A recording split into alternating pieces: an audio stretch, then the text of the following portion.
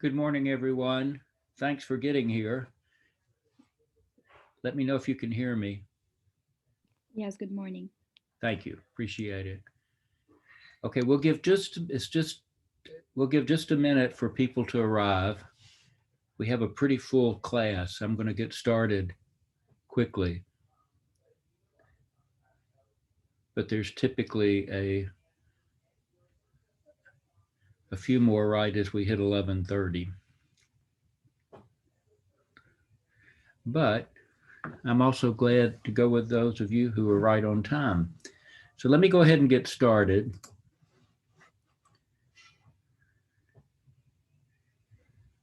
Uh,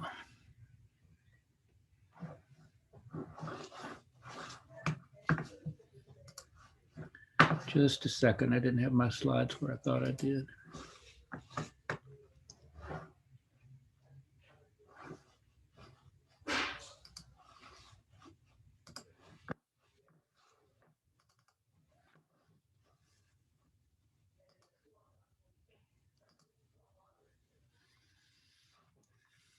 Okay, with luck, some others will be joining us, but I'm going to go ahead and get going in appreciation of you being on time.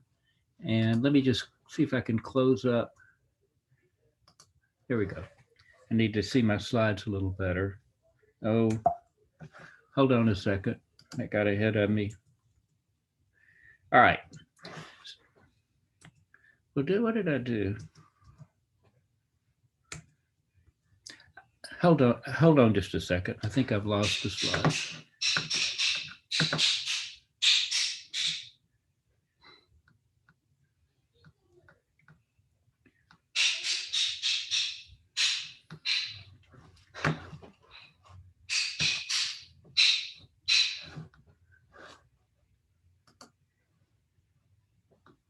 I'm sorry, bear with me just one second.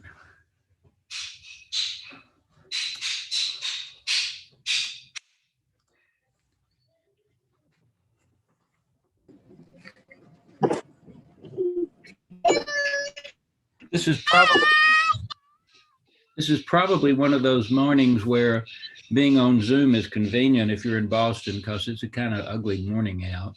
So at least we get to work from the comfort of our home. Now it looks like what happened, I accidentally deleted an overview slide. So let me tell you what the plan is for today. I'm going to give you we're getting very near the end of the semester. So I'm going to tell you what we're going to do for the remaining classes. And it's probably closer than you thought, closer than I realized, but I'll tell you what's in store. Then we're going to take up a concept called microaggressions, which you may be familiar with. Uh, Virtually all of us, in one way or another, have been the victim of microaggressions, but we see them in very public ways too. But we'll take up what that idea is. And it's in preparation for some poems that we'll be reading by Claudia Rankin. And we'll read a couple in class today, and then you'll have some for homework. And if you hear loud noises in the background, my grandson, 2.5-year-old, is over here today. And he and my wife are downstairs playing, and he's banging big blocks, and there's some noise now and then. So with that, I completely understand that.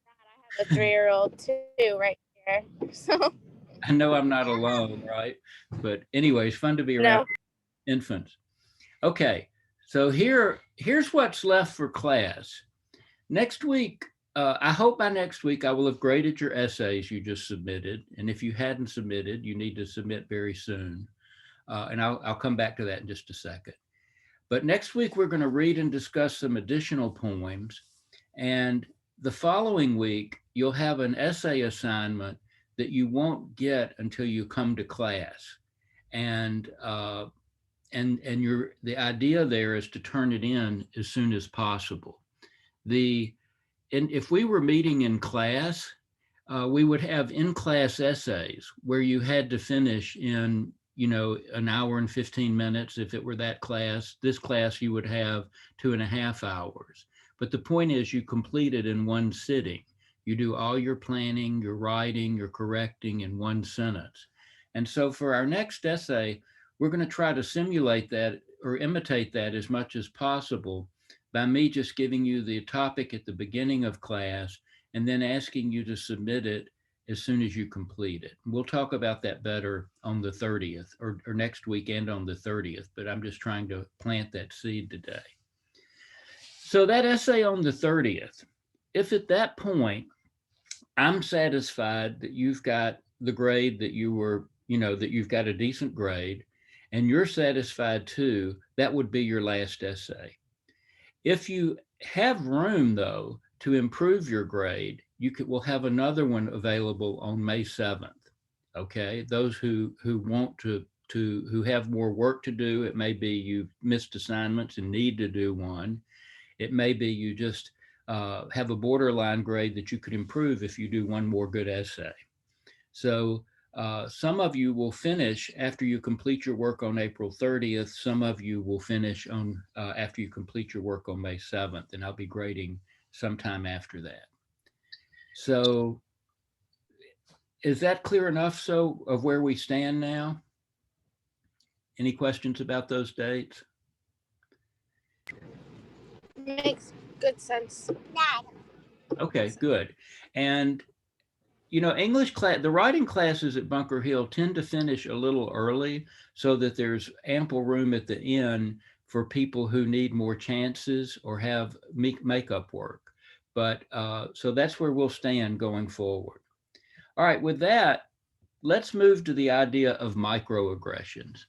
And again, you may, when I first became aware really of microaggressions, it was like in 2013, both around some of the police brutality, the killing of unarmed people, and just a kind of emergence of the topic in culture. And you'll see where that came from in just a little bit. But it's a much more common term today, and you may already be familiar. You'll have a chance to talk about it in just as we go on. But that's what we're taking up. So we're going to explore this idea, and we're going to look at and examine some examples from a variety of places. So we're going to start off with this video, which I hope, let's see if it will play well for us, but it's called "What Kind of Asian Are You?"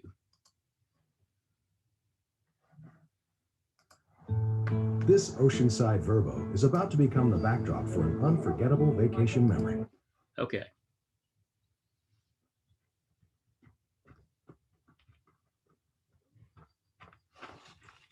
Can you see that? Hi there. Nice day. I can't see the video. I see. Okay, hold on a second. I got a message that says, sharing is paused. Bring your shared window to the front. Yeah, finally, right? All right, hold on. Let Where are me, you from? Your English is perfect. San Diego. We speak hold on a English there. second. Oh, where are you from? Well, I was born in Orange County, but I never actually lived there I mean before that. before I was born. Yeah, All right. well, where are you? Hold on a second. I don't know Well, my what's going on here. Let me try it this way, just a second.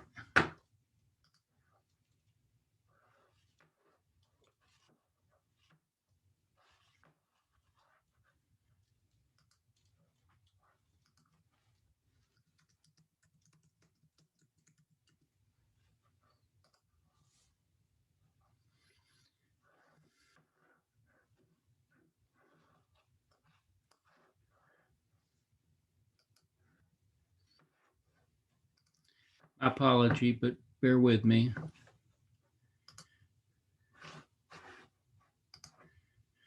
Okay, now can you see my YouTube? Yes. well, my great grandma. All right, so hold on, let me start this, back it up. Korea.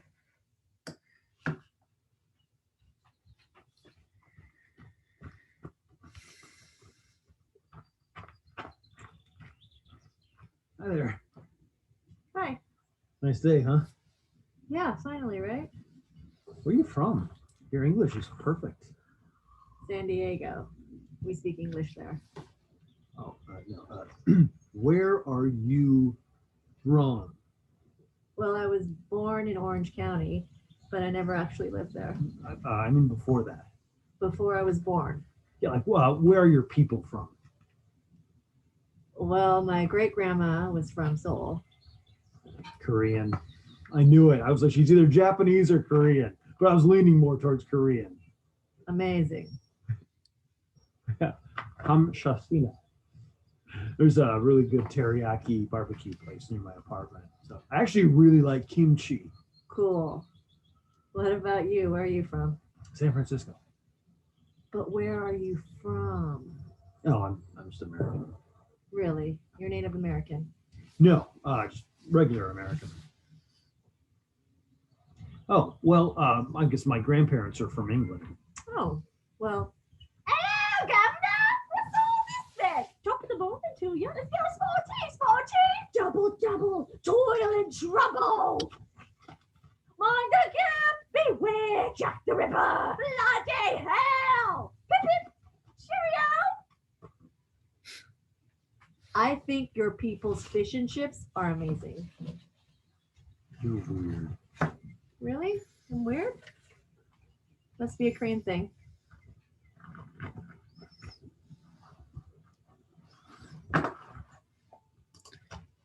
Okay. So one comment about that. You know, well, what's the point? What's going on here that's offensive? Fingers and mash. Guinness. What's going on there that's offensive? Gentleman's lunch. Oh, excuse me. The fact that he's going out of his way to make a giant deal about her ethnicity when it doesn't really even matter. Yes. And like a lot of presumption, excuse me, I'm come on. Oh, she's cute. Who? Girl in blue. I've got to find my What's her YouTube. No. What are you guys talking about? Who thinks the girl in blue is cute? That 30-year-old? I'm talking about Oh, the girl who has Jesus. a liquid liner. What is that? Excuse me just a second. I don't know it's what. makeup. My sister wears it like every day. She's clearly 24, 5? 45. I can't tell anymore. I'm gonna go talk to her to prove to you guys how delusional you are. All right, just make it quick. I don't know where this is about coming from. So Ask her hold what on, his I'm shirt having is. trouble turning it off. Well, my great grandma was from Seoul. Okay, I hope that did it. That was worse than humanly possible, but hold on just a second.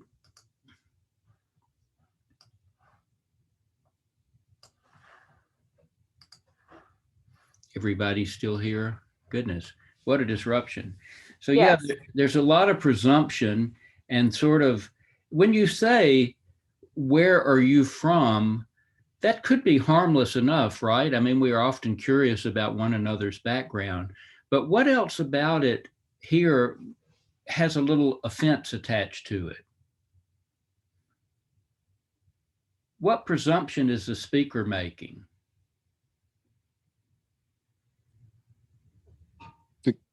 We'll let someone else go. That's all right. Go ahead. Let's get conversation going. Feel free to. That she speaks Korean, and that like when she says that her family is from Korea, he almost treats it like she herself is from Korea when she's not. She's American. Right. But you know, part of the implication is I'm from here and you're not. You know, there's a little bit of what we call othering. You know, you're something else, and also a presumption because you look one way that would determine how you speak. Now, and what I wanted to qualify, there's nothing wrong with having an accent. You know, there's nothing at all about that. But the point is, she doesn't have one. You know, she's born in America, and he doesn't want to give credit for that. You know, he's putting her in a different box, and so. And this is a good one example of what we do call microaggressions. Now, let's see, I hope that we have better luck. I've got other videos today, so I hope that they work better than that one did. So hold on just a second.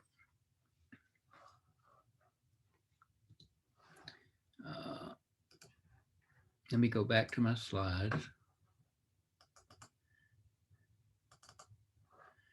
And So one of the ways that microaggressions got a lot of national attention, a group of students at Harvard in 2013 organized something that they call I Too Am Harvard. And this is from the Langston Hughes poem that was I Too Am America. It was a response to Walt Whitman's I Can Hear America Singing. And Langston Hughes, a Black man, wrote I Too Am America, is a poem he did. But this campaign came out of different ways that students, even at Harvard, felt a very clear sense of discrimination. So let's see if we can play this video with less trouble. Now you can see that, right? The I Too Am Harvard, a campaign initiated in 2013 by students or whatever. No, a video now, New York Times. Is the New York Times on the screen? No. Students see many slights as racial aggressions? No. That's not showing up? Thank you. Okay, then bear with me just a second. I have made this work before. This is going to be a little bit of a pain, but bear with me.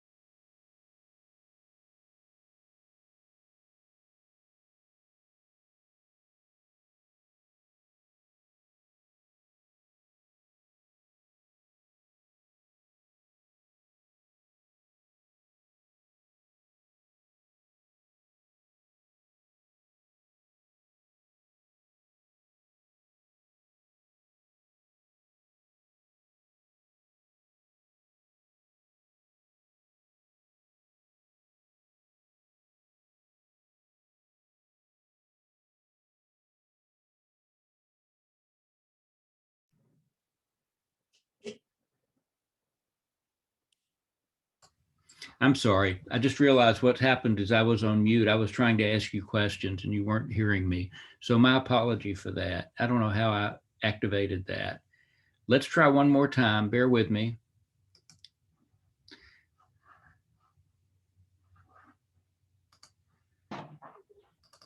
Okay, now can you see the New York Times? Yes. Okay, thank you. All right, here we go.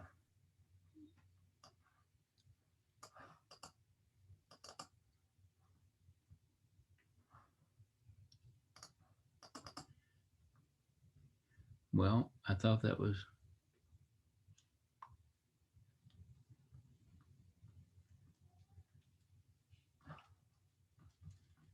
Here we go.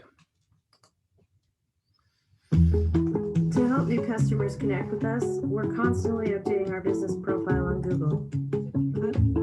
As a result, we're booking new jobs every week. Ad's almost over. We face a different generation of racism than our parents did. Things were much more blatant. So it was easy to say, that's racist, you're racist, this is a racist institution.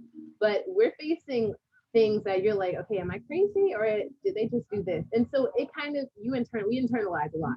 Does anyone have Y'all look out. I love it. Y'all the dedication. This is Tanzina Vega reporting for the New York Times.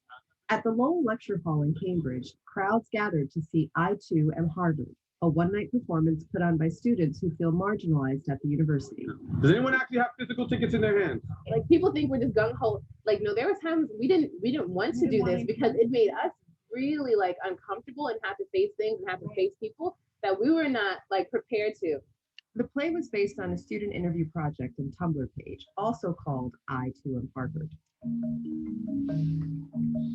The project focuses on tiny offhand comments, the kind that can seem innocent, but can really sting under the surface.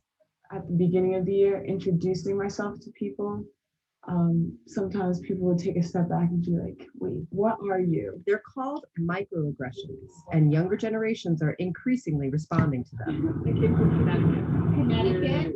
The microaggressions that I encounter are simply people who don't realize my racial background and who really question it. So, are you really Asian? Can I see a photo of your mother?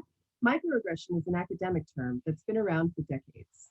But recently, it's taken root in social media campaigns as students across the country are questioning whether their generation is indeed colorblind. It's important to have the vocabulary to be able to like describe your lived experiences in order to feel like they're justified, because people are always trying to dismiss them.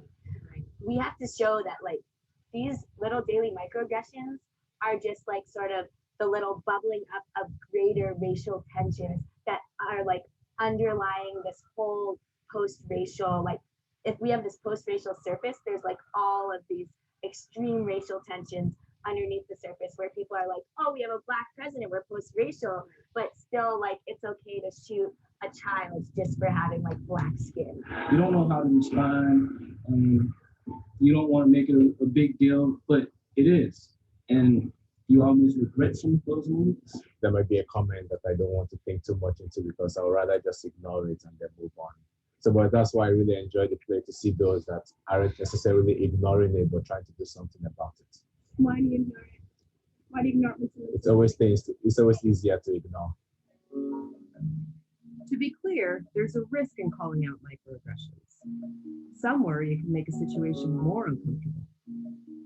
And critics say these student campaigns are an overreaction to unintended offenses.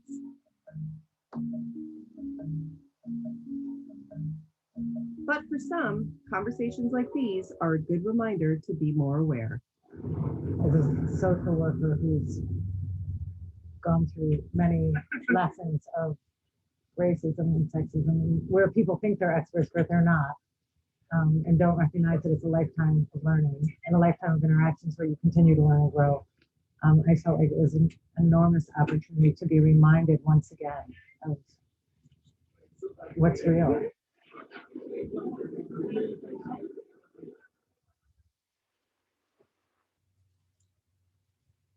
Okay, so I think, let's see, let me figure out the easiest way to do this.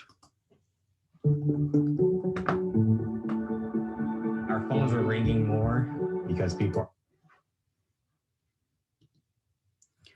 All right, I'm going to go now to a lecture for you. Let me see if I can.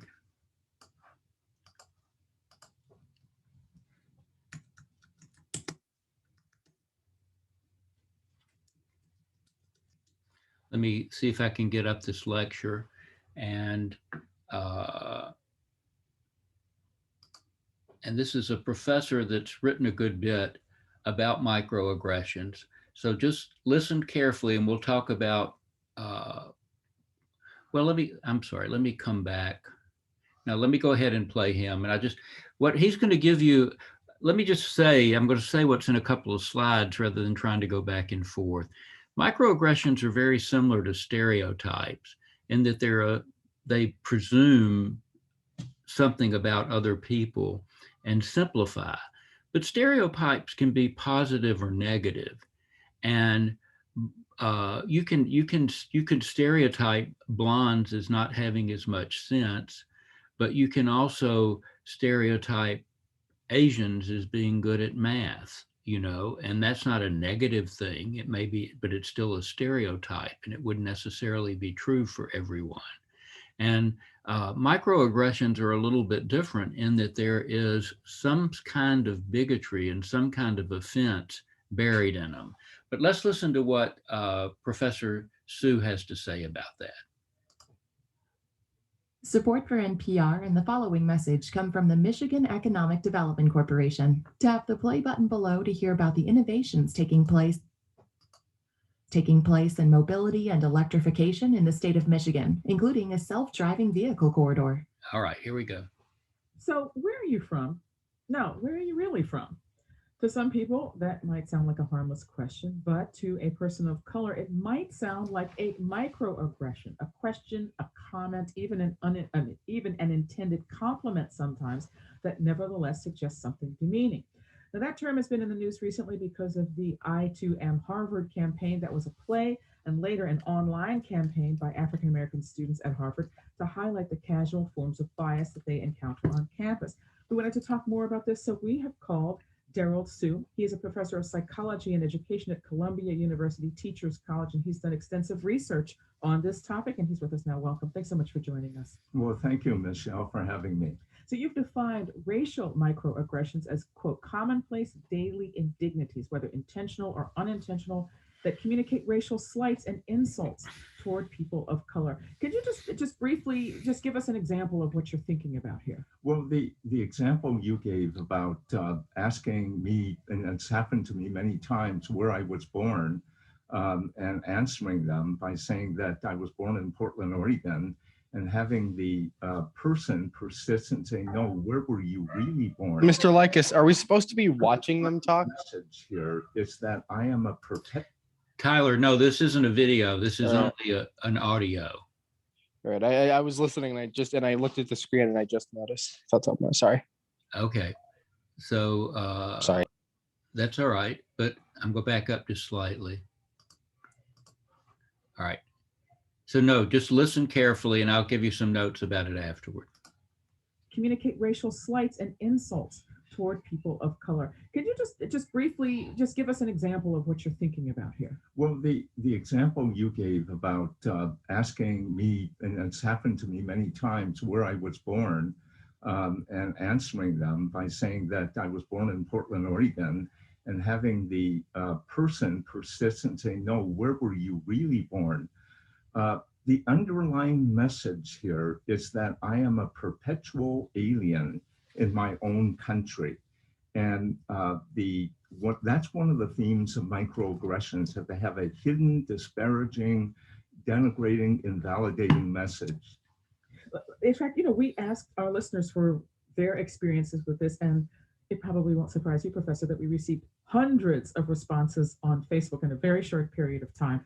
This is one from Kalila in New Haven, Connecticut. After presenting to a crowd of about 300 people, a woman came up to me and said, "You're so articulate, you speak so well." I wanted to say, "Lady, I have a PhD. I've been teaching for over 10 years, and I used to teach at an Ivy League university. Of course I speak well." But I really wanted to ask, do you mean I speak well for a Black person? Well, this is a classic, right? This is one of those things that actually even was something that was discussed during Barack Obama's first presidential campaign. That's right. So how do you, a lot of people still feel like, well, what's your problem? I mean, this is a compliment. Why are you mad? What's the issue? Well, indeed, what's the issue? And this is what makes microaggression so difficult to comprehend. On the surface, there is a different message. I'm complimenting you. I want to know where you're coming from. But underneath, there is what we in the field call the meta-communication that undermines this.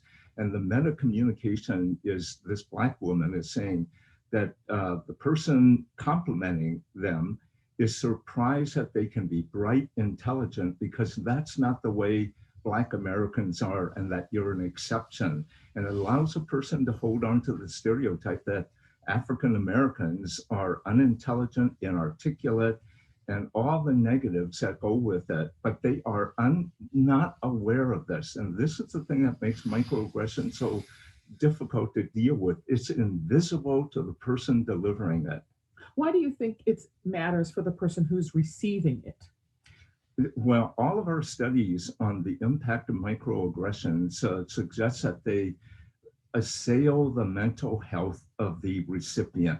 There's greater degrees of loneliness, anger, depression, anxiety, lower sense of psychological well-being. We have also found that microaggressions tend to affect problem-solving ability of the individuals in classrooms. Work productivity goes down. And earlier you were talking about health differences, that people who are recipients of greater amounts of microaggressions tend to have poorer physical health. They are likely to have high blood pressure, extreme vigilance that they have to deal with in terms of their autonomic nervous system. I want to share another story from a listener named Sarah in Washington, D.C. Here's what she had to say.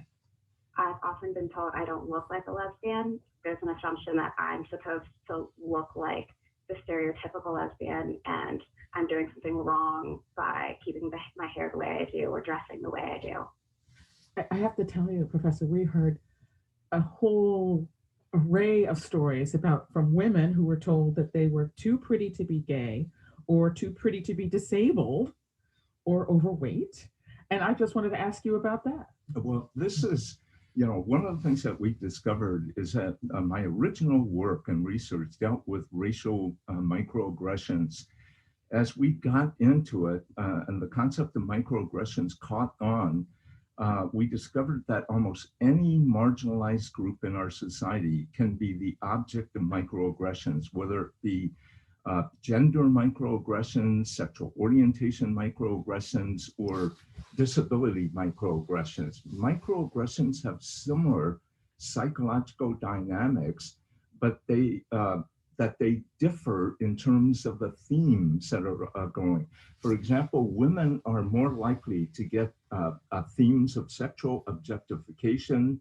LGBTQ individuals are likely to experience themes of sinfulness. And these are underlying messages that tear at the heart of the racial, cultural, gender, sexual orientation identity of the person.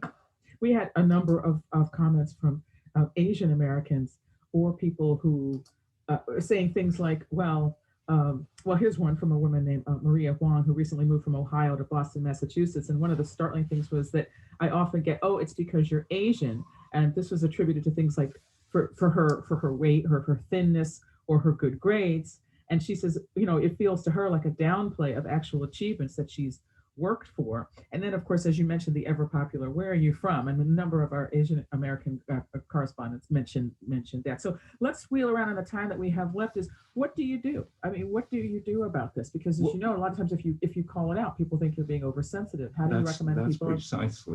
That's precisely the problem, because people are good moral, experience themselves as good moral, decent individuals. They find it very difficult to accept the fact that they have been engaged in a discriminatory action or may harbor racial biases that they have. And it violates, in some sense, their sense of being a good person. It is creating an environment where people can honestly dialogue about these racial issues that really gets at the heart of dealing with it. The other thing is a preventative approach rather than remedial. If we had a school system, a pre-K through 12 school system that was truly multicultural in its focus, then a lot of these microaggressions would disappear. Well, the other point that you made is that you found that some people are already doing this already. You found that students of color make eye contact with each other, for example, when they hear these kinds of comments being made. And one of the things that you're saying is, yes, it did happen, and you're not misreading what's going on here. That's Another way of right. saying that would be, you're not crazy. So Yes. Daryl Sue is a professor of psychology. I know, technical term, you're not crazy. Daryl Sue is a professor of psychology and education at Columbia University Teachers College. He was kind enough to join us from our bureau in New York. Professor Sue, thank you for speaking with us. Thank you. We received many powerful stories about microaggressions from our listeners. We would still like to hear from you if you would like to share. Email your thoughts to us, tellmemore@npr.org. Okay, hold on.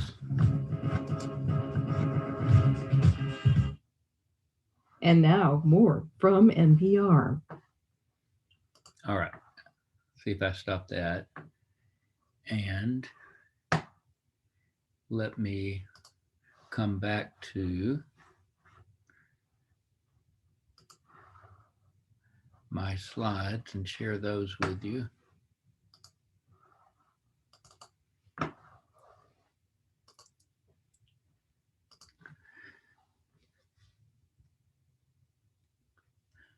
Okay, so this is just all I was saying is entering into this, that we most of us are familiar with stereotypes.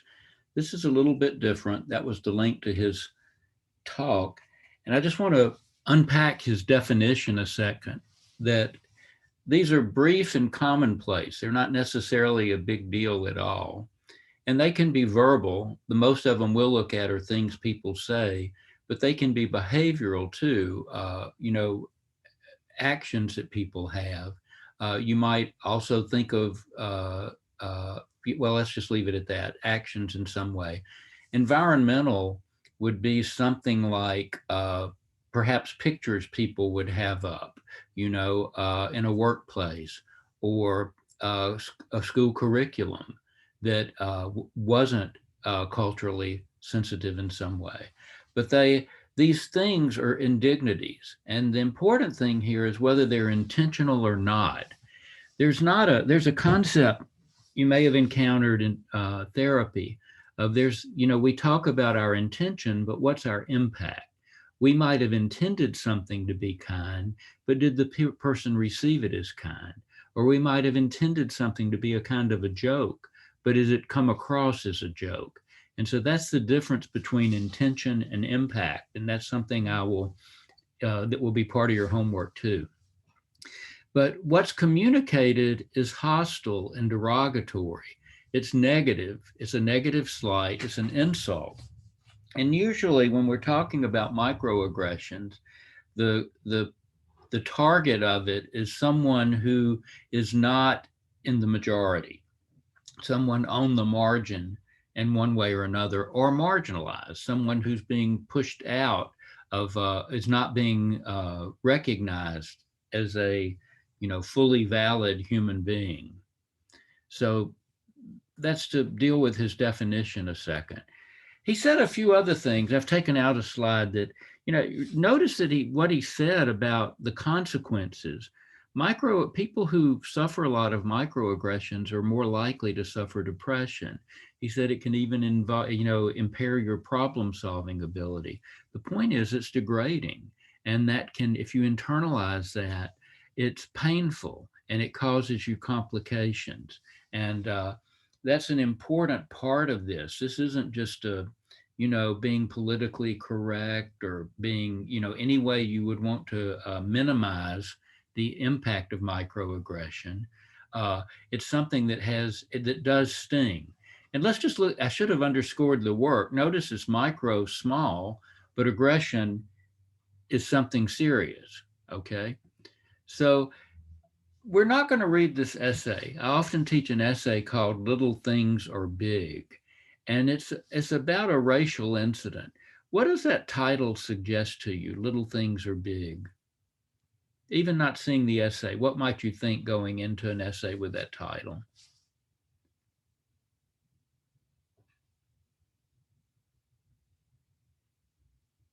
Don't be silent. Somebody speak up. It means that things that seem like a small deal or not as important are actually add up to be quite big in the mind of another person. That's exactly right. Okay, that little things can be big, especially when they deal with race and identity. And microaggressions may appear small, but they aren't necessarily. They're not for the person who experienced them.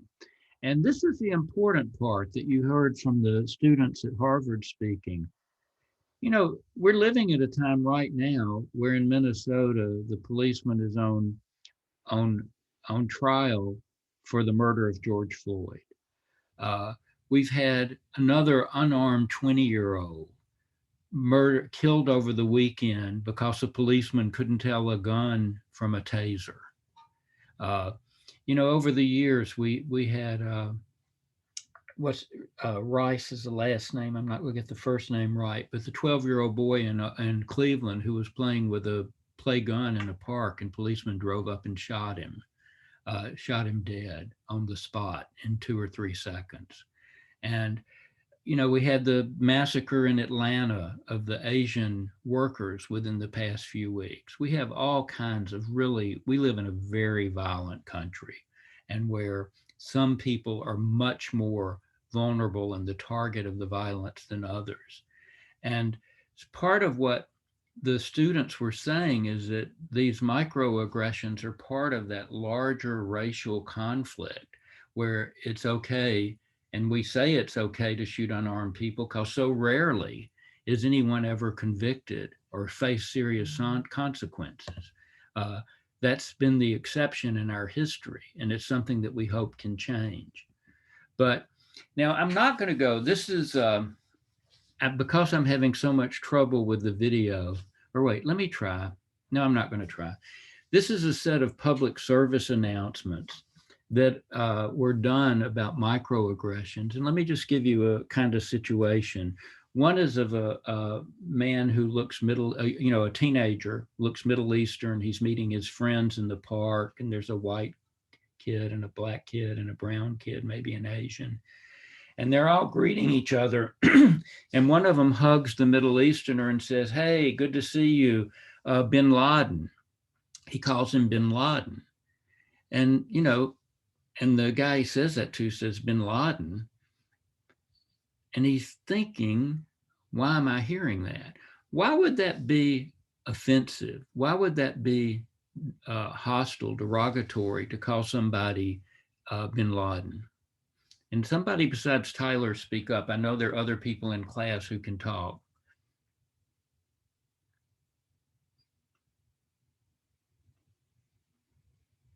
What would be offensive about your friends referring to you as Bin Laden? Who is Osama bin Laden? Jason, can you tell us? It's offensive. Oh, sorry. Go ahead, Johnny. He wasn't a good guy. No, let Johnny go, Jason. You can come next, okay?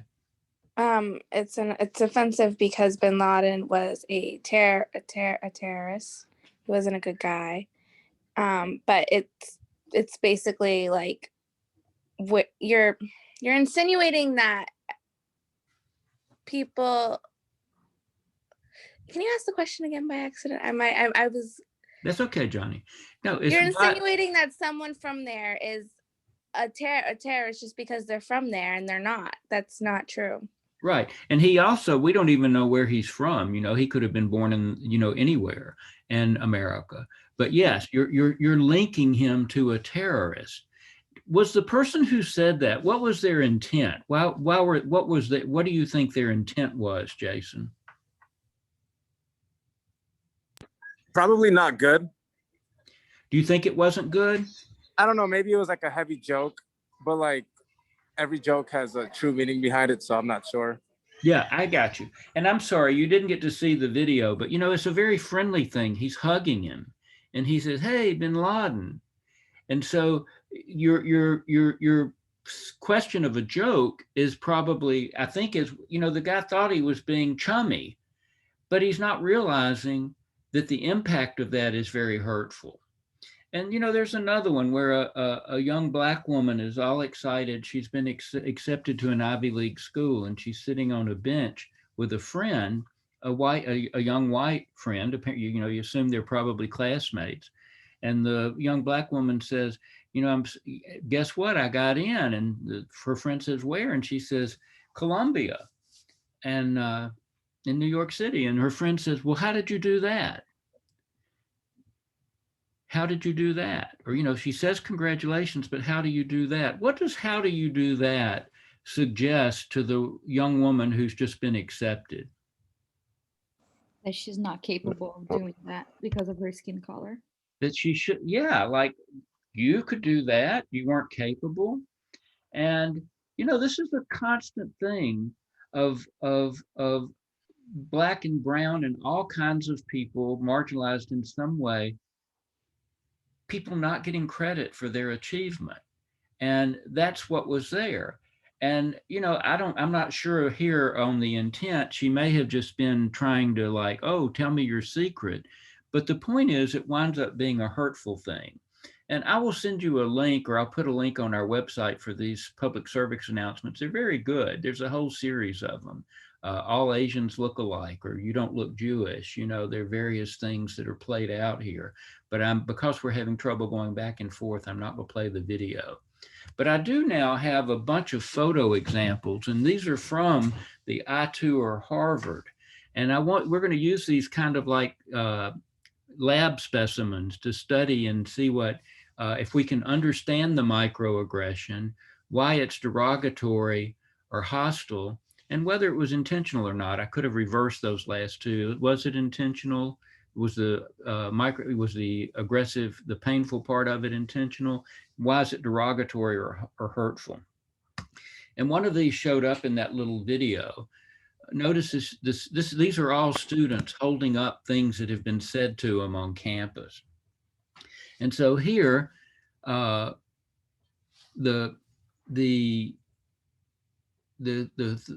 chalkboard reads, "No, I will not teach you how to twerk." So what is the presumption here? What was somebody saying to her? Let's just get the situation first. They were saying that because she's black, that she might know how to twerk. And Johnny, what is twerk? Tell us what twerk is, just for, you know, I think we all know, but tell us. It's a type of dance. It's dancing in a certain, like it's a type of dance. Yeah. And it's like, yeah, black people can dance. Of course you would know how to twerk, you know, and as though that would just be something that would come naturally there. Here's another one. "Please don't pet my hair. I'm not an animal." They have different, their hair is different, and people think they take it upon themselves to touch. Oh, well, they shouldn't touch anyone's hair, but I don't, you know what I mean? Yeah, this is a very common, I think this is even a title of a book, "Please Don't Touch My Hair." This is a very common thing. And you know, again, it may be admiring, it may be saying this is beautiful, but what it winds up being is making the person feel like, I'm an animal. You're violating my boundary. I'm not going to walk up to you and just touch your hair, you know? And so that's the kind of tension that's there. There's a very famous example though. Let's see if I can get to this link without losing you. Can you see the screen I just put up? Can you see the Obama? No. I see the word President Obama. Okay, so let's see. All right. Okay, let me go back to my screen. Yeah, there was a very famous incident where a young boy, you may have seen this picture, asked President Obama if he could touch his hair. And the photographer, and this is a young black boy, and the photographer, you know, President Obama bent over and the young boy touched his hair. Why is that? What's going on there? Why did the young boy ask President Obama to do that? Because his hair was curly. Because he's black. Yeah, okay. They're both black. And not only was it curly, it was the same as his, right? And so that's a very different situation from this. And what President Obama was doing was let that boy seeing that he and the president were the same people in some sense. And so that's a very touching and different thing. Let's go on to a couple more here. Let me see if I can get, I'm going to start calling on people.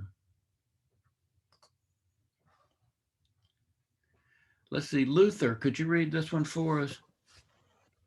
Are you also fast because you spent so much time running from the cops? So what do you think was the intent here, Luther? Since us black people deal with cops, we usually tend to run away. So they're suggesting that since you guys deal with cops, why are you so fast running away? Okay, that's definitely the question. And yeah, that's the implication. You have a lot of experience with cops. But did the person who said this, what do you think their intent was? That since she's black, um, that, you know, she might be fast or something like that. Definitely, but I'm trying to get it at a slightly different angle. Was the person being mean? Did they realize they were being mean, or that this was a cruel No, thing? What did they think they were doing? try to be friendly, but like, I guess they didn't realize it. That's all I meant, Luther. This is probably somebody trying to make a joke and instead making a very mean-spirited stereotype. Okay, and let me come back. All right, this is a similar. You're dressed like you might shoot me right now. Such a thug. Does this young woman look like a thug? If we were going to say there were such things, this is so this is again like a gigantic leap, just based on her appearance. So I'm going to move. There are a few here that are overlapping. So let's just look at these quickly, and then we'll talk about them as a group. Do you wish you were white? Don't you wish you were white like the rest of us? You aren't black on the outside. You're the whitest black person I know. You're basically white. Sorry, what? You're so not black. So what is the theme of those through there? Monty, can you tell us what's going on there with these comments about being black?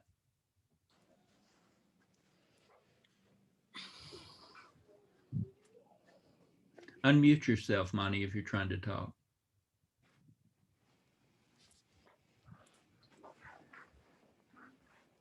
Monty, No, get in there. Monty, are you there?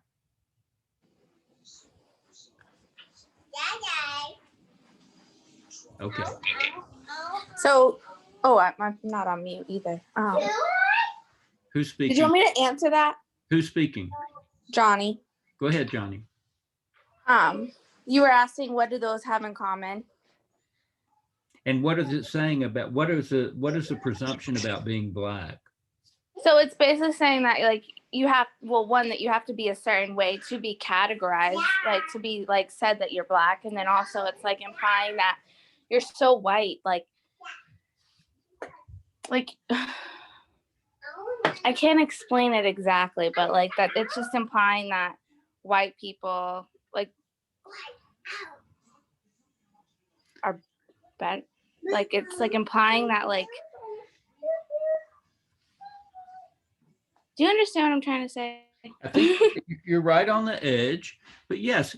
Right. It's like it's like saying like, oh, you're not like like you should be proud, like no one should say that you're so something else that you're not, you know what I mean? Exactly. And I think you're getting close. The implication, which is better, to be white or black? All those all those statements, which do they presume, that you would rather be white or black? That you would rather be white. Yeah, it's like it's denying that being black, that of course you wouldn't want to be black, and that if to whatever degree you're smart or or interesting or whatever, that it's implying that white is the superior race. That's very simply what it's doing. Okay. And that's not true at all. So. But that's very clearly the implication there. Right. So here's one more, and then we're going to try to move on. You're lucky to be black, so easy to get into college. Jason, oh my God, these are making me sick. Well, and that's a legitimate reaction, Jason, what's going on here? Can you help us with that, Jason?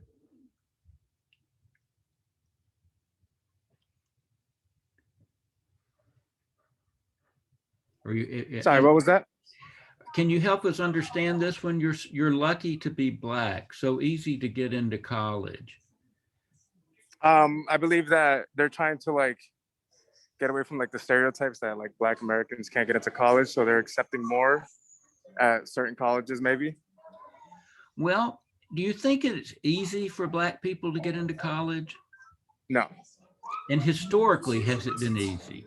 No. I mean, there were for almost our entire history, there were many colleges Black people couldn't go to at all, okay, that they were banned from. And so, you know, this idea that suddenly it's an advantage to be Black when white people have had unfair advantages forever and still have many, but it's as though there's a Black person has an unfair advantage there. That's mainly what we're seeing. And again, like somebody said earlier, it takes away her achievement. You didn't get here because you're a good student. You got here because you're Black.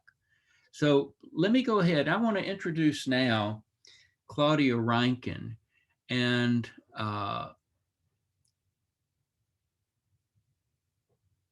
I'm hesitant. Let's see. I'm hesitant to go play her video because of the trouble I've had. But, you know, what she has done is she wrote a book called Citizen, an American Lyric.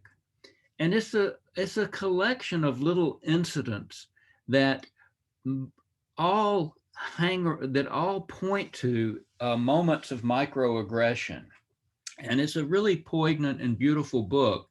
And we're going to look at some of the poems from it today, and you're going to be looking at more for your homework. But Claudia Rankin in the video I was going to show talks about the same thing, about microaggressions being part of a larger violent framework against Black and brown people and marginalized people. And she wrote this in the aftermath of Michael Brown's killing in Ferguson back in 2013. And, you know, and so she has that same sense that there's a violence. It's a less violent way of expressing bigotry and a kind of hatred. That's part of what she's dealing with. So I'll put the link to her video in our assignment folder, but I'm not going to try to go there right now. I've done all this before in other classes, and maybe something in Zoom's changed, but I'm hesitating to get lost in the video again. But the important thing is that of the incidents in Citizen, everything in there either happened to Claudia Rankin or happened to one of her friends. These aren't made up incidences. They're not imagined. And she says in that sense that she calls Citizen a communal document. It was it reflected her community. So we're going to look at 3 poems, and you're going to be looking at more for your homework. So this is your homework prep in a way. And for each of these poems, I want us to think about what's the situation, what is the microaggression, what is the intent versus impact, if there is one. Not all of these is, you know, regardless, there's an intent, but what's the intent versus the impact, and what kind of feelings do they stir up? So here's the first poem, and I'll walk you through the first one.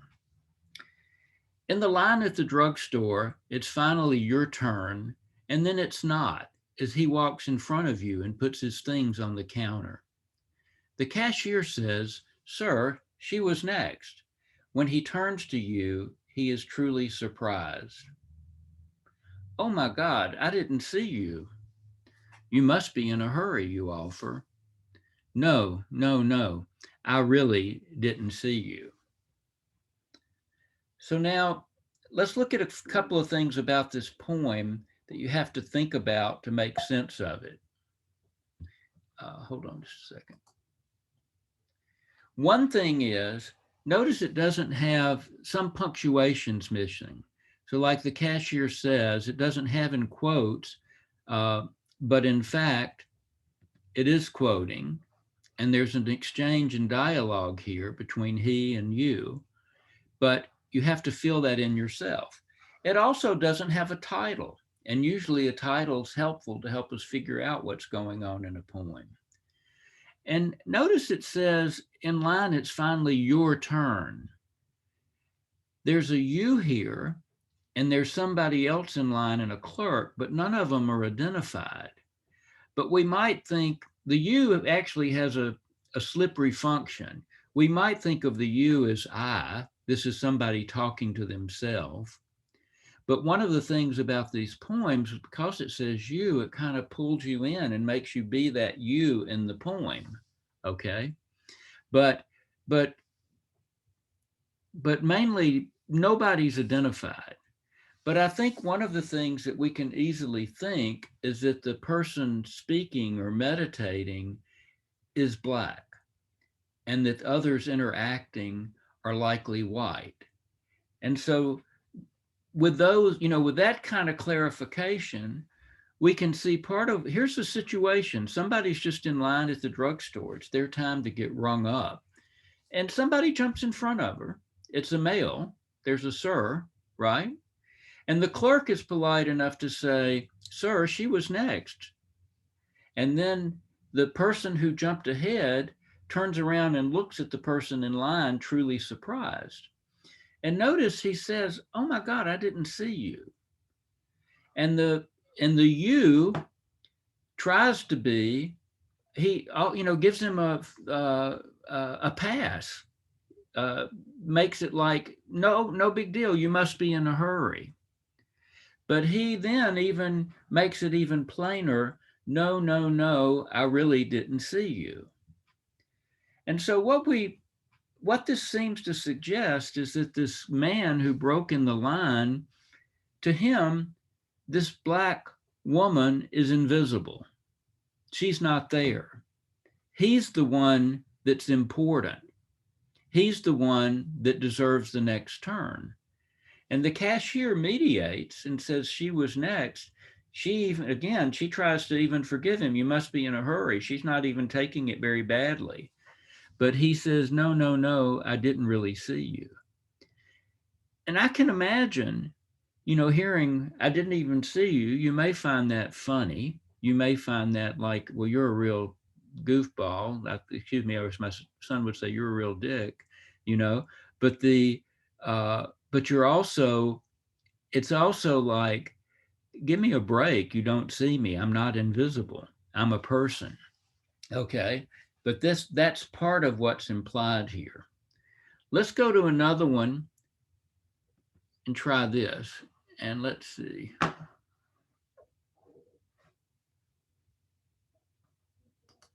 I'm gonna, Monty, are you back now? Unmute if you are.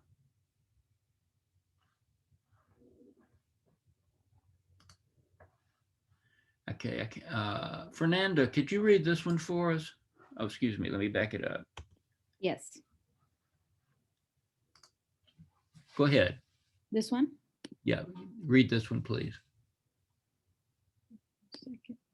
Because of your elite status from a year's worth of travel, you have already settled into your window seat on United Airlines.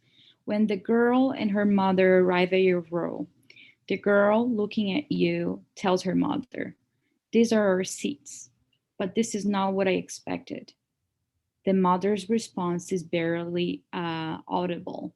"I see," she says. "I will sit in the middle." Okay. So let's pause a minute. Fernando, what's the situation here? I'm actually a little confused. I'm like reading it again. Okay, that's all right. 1 second.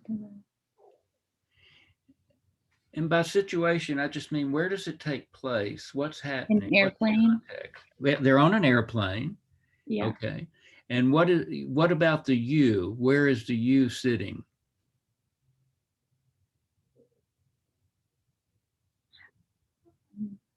You have already, because someone travels a lot throughout the year, they have privileges to sit in the window seat.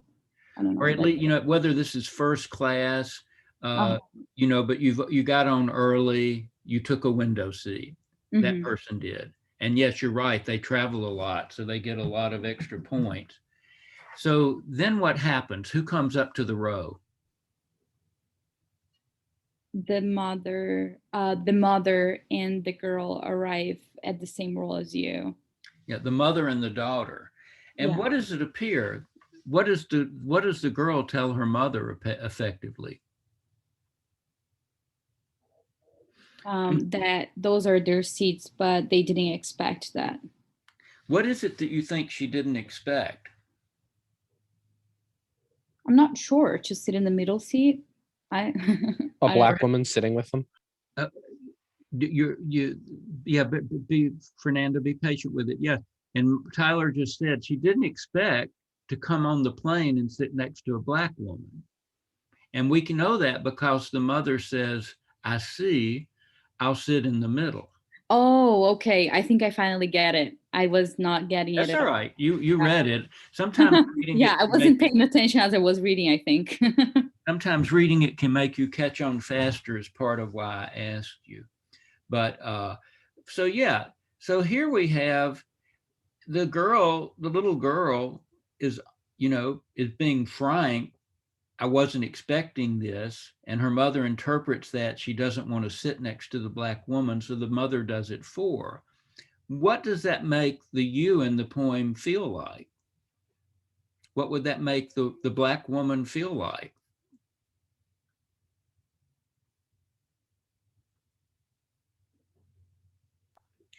That she didn't deserve to be there. That she, yeah, as though she doesn't deserve to be there, as though there's something wrong with her, that a little girl can't sit by her. But it definitely makes her feel like something other and strange, right?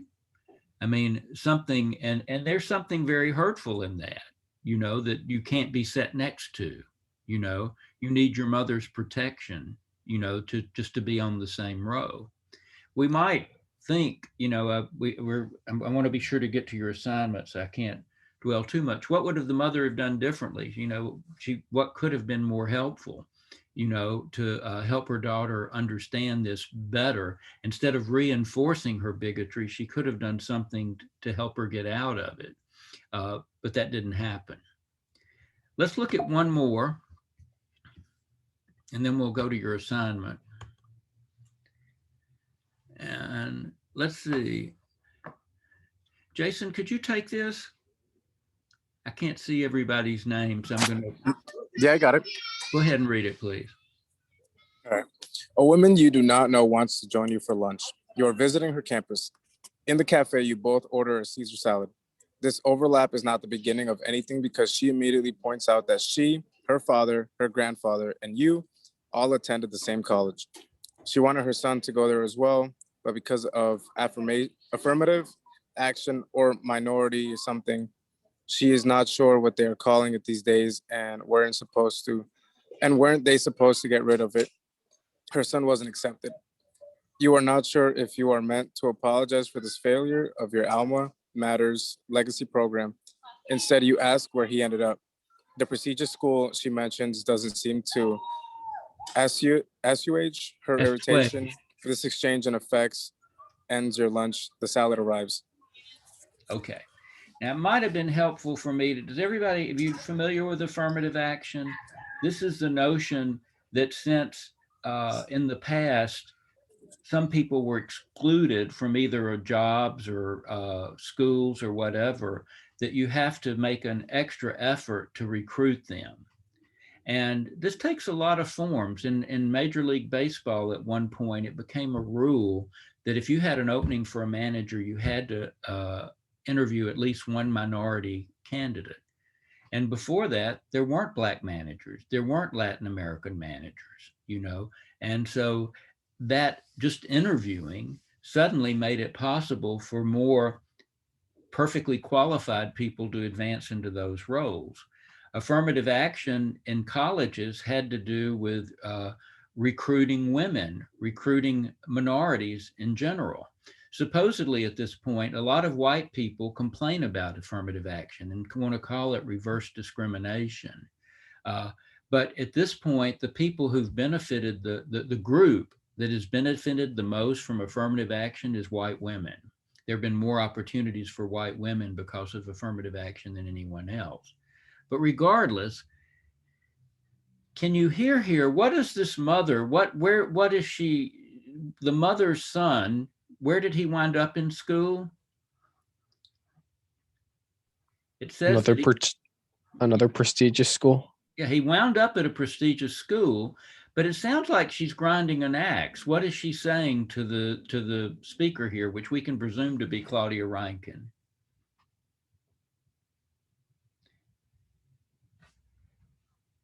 Apparently, Claudia Rankine, as it happened, you know, but we know that we without knowing anything about her, the woman, the mother, is saying, "I went to the same school you did, and so did my father and my grandfather." So she had wanted her son to go there. He didn't get in, and so she's blaming that. She's blaming that on affirmative action or some privilege for minorities that she thought wasn't even going to be there anymore.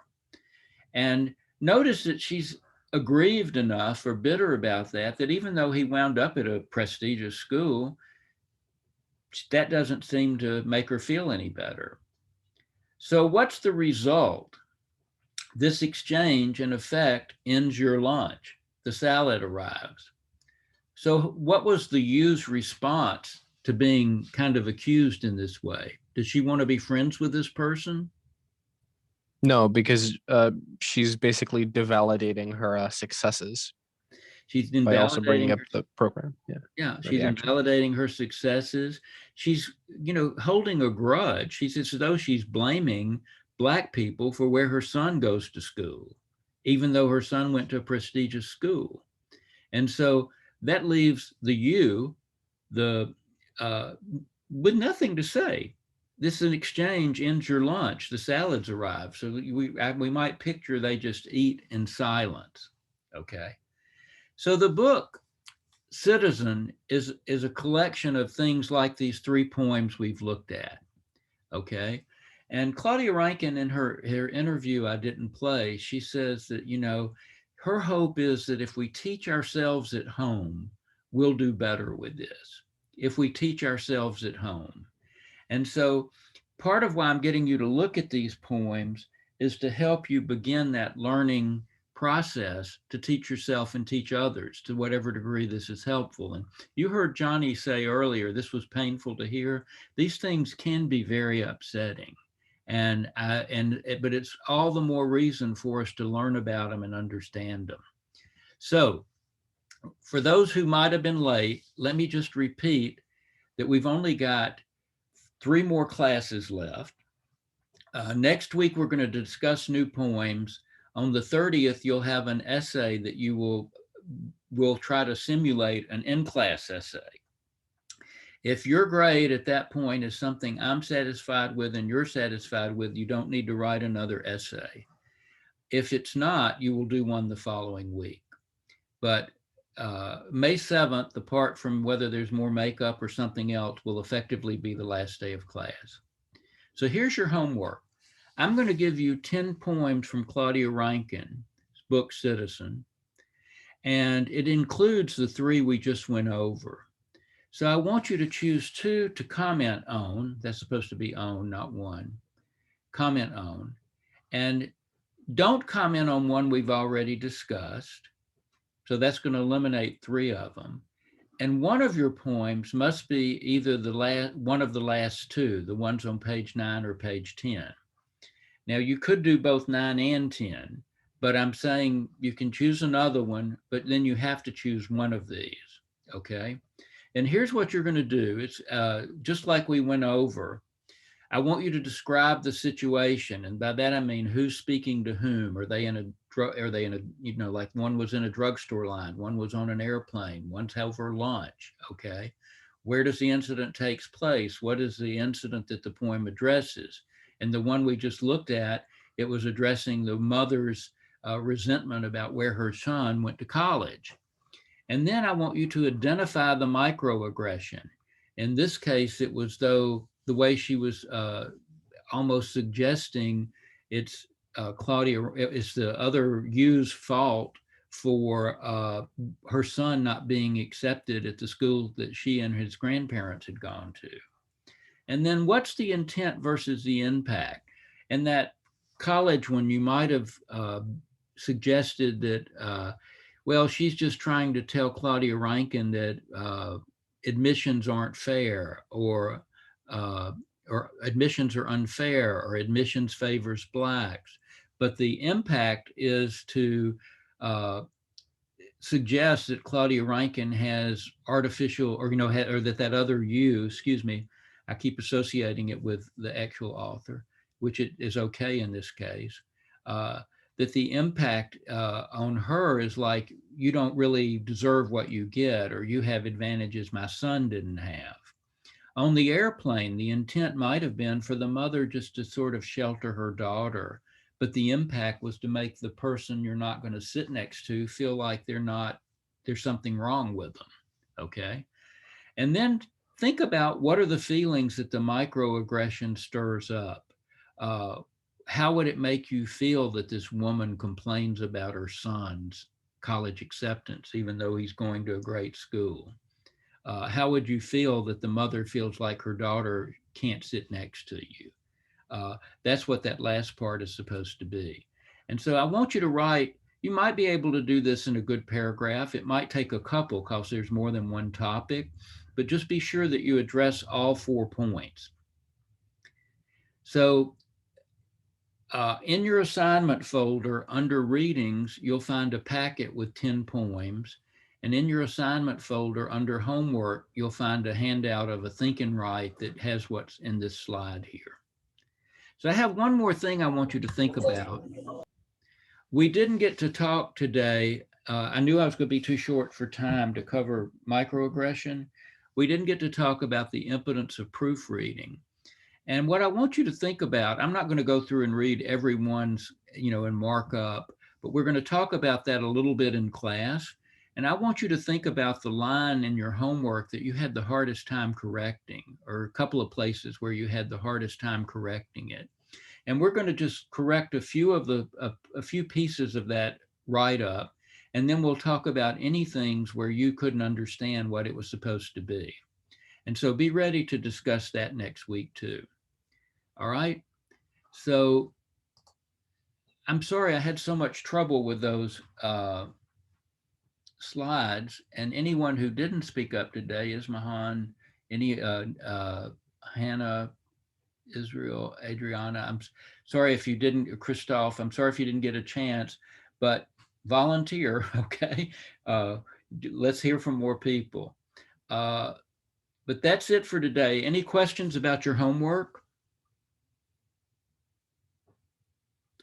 You know what I'll also post in the reading, which I didn't do and I could have put up while the video is playing, is the text of that lecture we heard about microaggressions.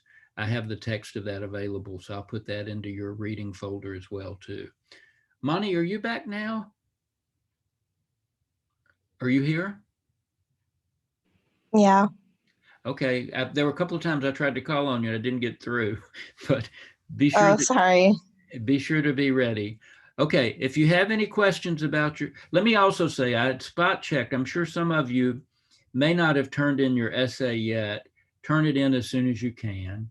I also saw that a couple of essays had come in very late last night.